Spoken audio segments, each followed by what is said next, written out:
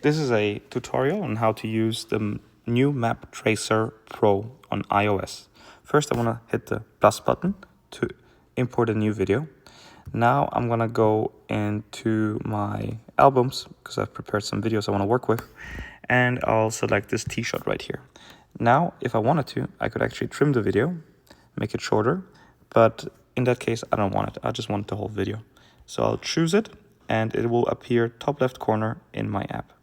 Now I selected video, and it's gonna show my starting location. So that's the impact, usually auto set pretty well, but you can move it if you wanted to. And then you can also adjust the landing frame if you wanted to. Then I press next. And this is just a standard. The app uses GPS location where you filmed, where you recorded from. So that's a little bit further behind the T-box. I'll move it to the front because referring to the golfer. So I move the start to the front, and I can see the end is obviously incorrect. Now I can move the end manually, or if I have a second video of the second shot from the fairway, I can actually use landing reference, top right corner, to add a reference video, which will use its GPS location to automatically set the location of the second shot. So I'll go to add map. Here is my reference video. This is my reference video, second shot from the fairway. It can be a full video or it could be just a very short video. Doesn't really matter. Just as long as you have a video with the GPS location of the second shot, you can use it as your reference. Now you can see it has automatically set the location of where I recorded the second video. This is really great. And now, since I have the starting location and ending location, I can start working the map. Now, bear with me, not all the maps have 3D view. Some have and some don't.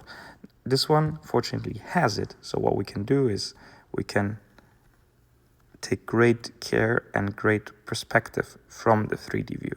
Now I've set my first camera location, and I go and I want to save that camera view. So I'll go in here, and this is where I want to save my start video camera view. So set it. Now I'm gonna move the camera by pinching, just like you use Google Maps, just same thing. I'm gonna move to my second camera location, which is shot impact. So that's where I want the camera to be once the player hits the golf shot. I'll save that location.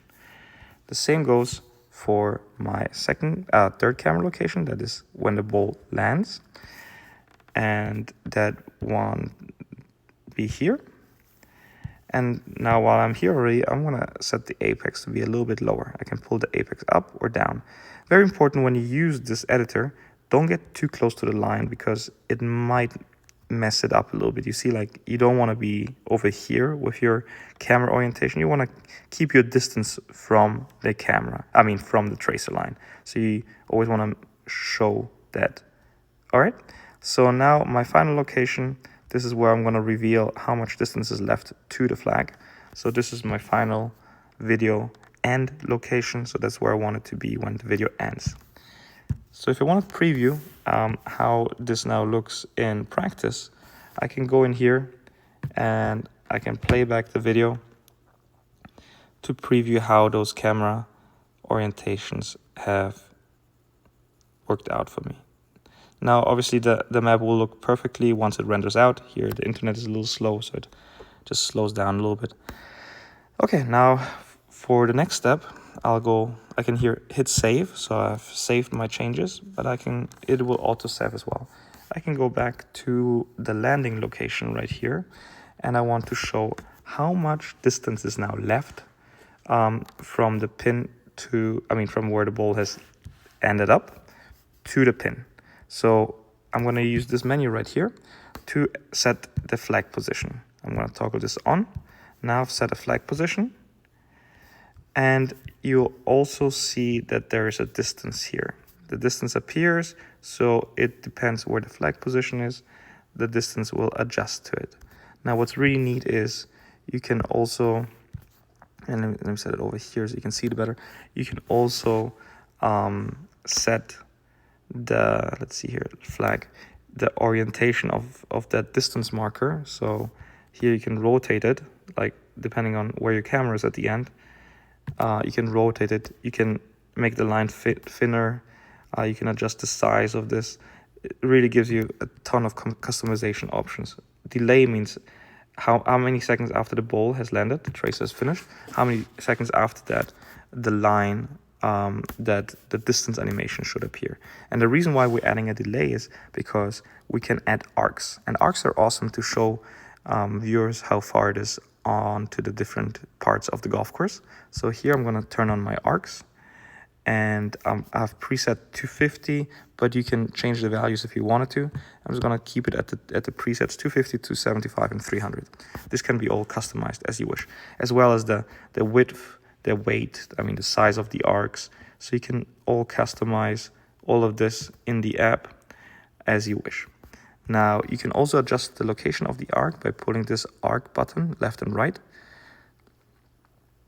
That's pretty awesome. I'm gonna change the 300. I'm gonna change that to 200 just to make it more, make more sense in case of this shot, because it was just a 3-wood. So I'm gonna go to arcs.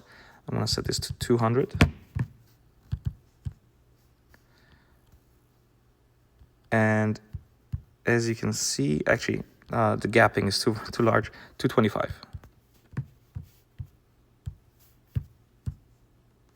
Great. So I've set it to 225, and as you can see now, it's perfectly done. And I can also manipulate when those arcs shall show and when they should hide. So I can show them, so that's all regarding when the line ends. So I'm gonna show them for 2 seconds after it lands. I'm gonna delay them, and I can change also the color of them. So what would this look like in practice? I'll go save my project again, my work again, and this would look like this. So I have the hit.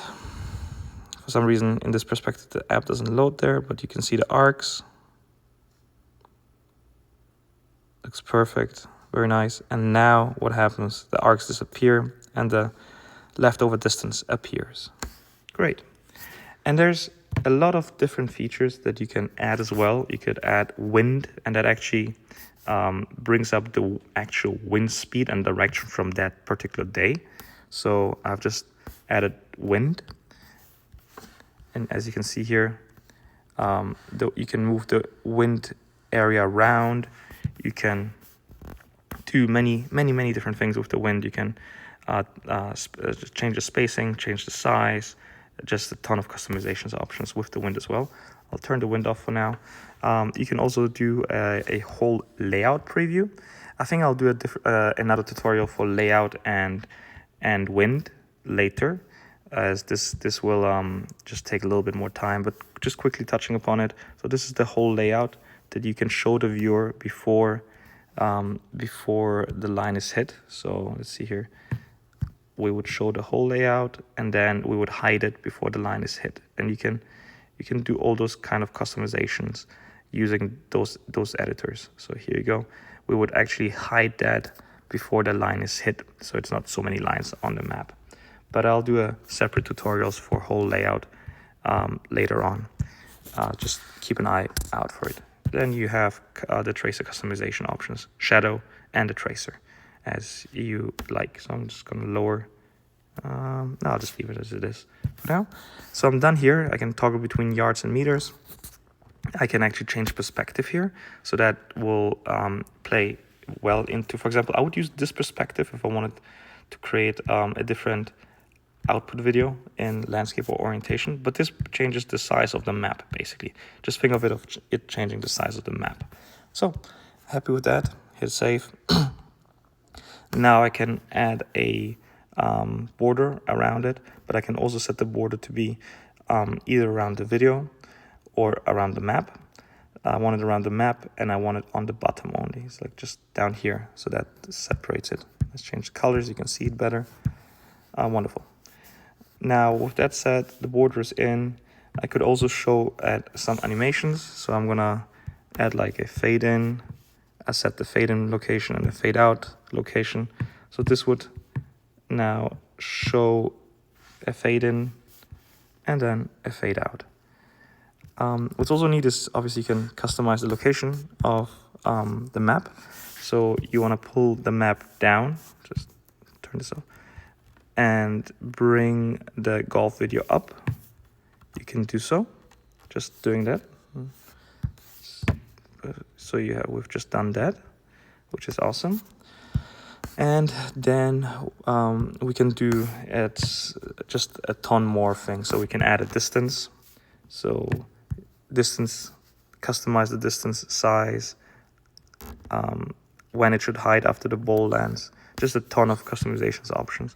Then location wise, and here you can move it in straight lines, or you can turn it off and move it freely. The same applies to the map.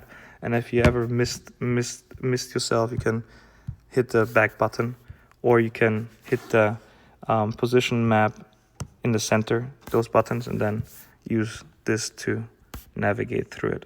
This button all the way on the left, those two screens, that actually brings the map forward or behind the video. So just play around with it. You'll see what everything can do. For the animation options, how the map appears, I'll do a separate video.